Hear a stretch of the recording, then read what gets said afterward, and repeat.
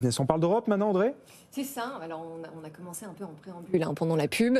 Ce qu'on s'est dit, c'est que évidemment le système de sanctions, eh bien, il était plus crédible, que néanmoins les ratios de référence emblématiques sont maintenus. Donc c'est un déficit des administrations publiques limité à 3% du PIB national, et puis évidemment la dette publique plafonnée à 60% du PIB. Mais bon, en gros, ce qui se passe, c'est que la Commission a voulu réconcilier à la fois les pays de l'Europe du Nord, les pays riches, qui eux recherchent une application évidemment plus stricte, justement des règles, et les États du Sud qui eux sont surendettés et qui ont besoin de plus de liberté pour investir. Donc finalement, ça place la croissance et la stabilité au même niveau. C'est ce qu'on peut dire, Sylvie ? On verra quelles sont les discussions, mais ça va pas être facile. Et cette réforme du pacte de stabilité, vous vous souvenez, François Hollande, lorsqu'il a été élu président de la République, avait demandé à ce qu'il soit déjà réformé. Alors lui, pour rajouter le concept de croissance, il faut savoir que ce pacte, en fait, hormis sur le déficit public à 3% du PIB, mais sur les 60% d'endettement, déjà en 1995, il n'était pas respecté par quasiment personne. Aujourd'hui, les pays de la zone euro atteignent un endettement moyen de 94% du PIB, donc on est quand même très loin des 60%. Et la grosse difficulté, alors vous avez raison, c'est les pays frugaux qui, au moment du plan de relance post-Covid en juillet 2020, avaient demandé à ce qu'on réforme ce pacte de stabilité pour assurer que si on aidait les pays du Sud, bien évidemment. Si on aidait les pays du Sud, il fallait quand même encadrer cette aide et que les finances publiques ne partent pas dans tous les sens. Donc aujourd'hui, ce sont ces pays, Danemark, Suède, Pays-Bas, qui ont une dette publique qui respecte et qui est en dessous des 60% du PIB, qui demandent à ce qu'on encadre un petit peu mieux. Mais là où c'est très très compliqué, c'est qu'en réalité, l'enjeu, c'est bien évidemment l'inflation. La dette publique va coûter de plus en plus cher.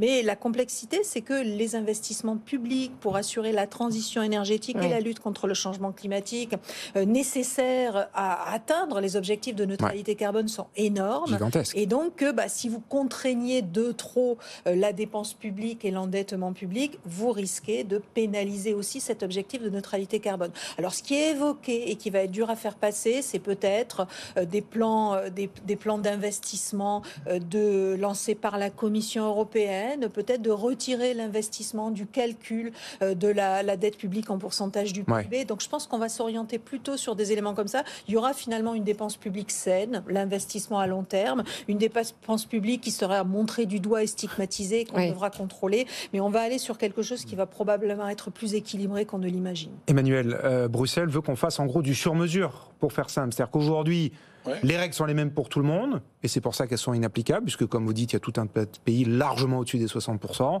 la France, l'Italie, la Grèce et d'autres.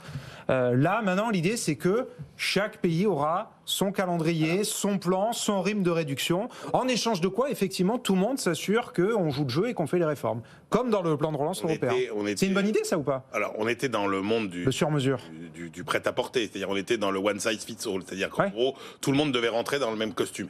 Je n'irais pas jusqu'à dire qu'on est dans la vraie mesure, vous voyez, ça le sur-mesure. Sur-mesure, on est dans la demi-mesure, comme on dit chez les tailleurs. C'est-à-dire qu'en gros, il y a un petit peu d'individualisation qui va être faite, effectivement, et puis on va quand même garder des règles assez fortes. Moi, ce qui me fascine, mais ce que je trouve extraordinaire, c'est à quel point, finalement, l'Europe est sensible au mode intellectuel de son époque. C'est-à-dire que... ça veut dire quoi, ça ? Ça veut dire que reprenez l'état d'esprit de la construction européenne des années 50, un esprit extrêmement tourné vers l'intervention étatique, l'organisation par la puissance publique du développement économique, etc. Regardez l'Europe dont on a hérité aujourd'hui, qui est l'Europe des folies libérales des années 90. C'est-à-dire qu'en gros, sur tous les sujets, vous voyez qu'on s'est quand même globalement trompé. Par dogmatisme. Regardez la façon dont on a organisé notre marché de l'électricité sur une base assez idéologique de concurrence. On voit que c'est un marché qui ne fonctionne plus aujourd'hui. Regardez la façon dont on a ouvert nos frontières à tous les vents. Hubert Védrine, quand il dit l'Europe, c'est l'idiot du village global. Aujourd'hui, on ne nous parle plus que de protectionnisme. Regardez, écoutez Bruno Le Maire, écoutez les Allemands qui disent « Ah mais oui, mais la voiture électrique chinoise, pas question qu'elle rentre comme ça en Europe. On fera des primes pour nos voitures électriques européennes. » Formidable. Et puis alors, cette rigueur budgétaire, cette austérité qui était l'alpha et l'oméga de la politique économique européenne, il fallait absolument tenir. Emmanuel, c'est ça l'économie des cycles.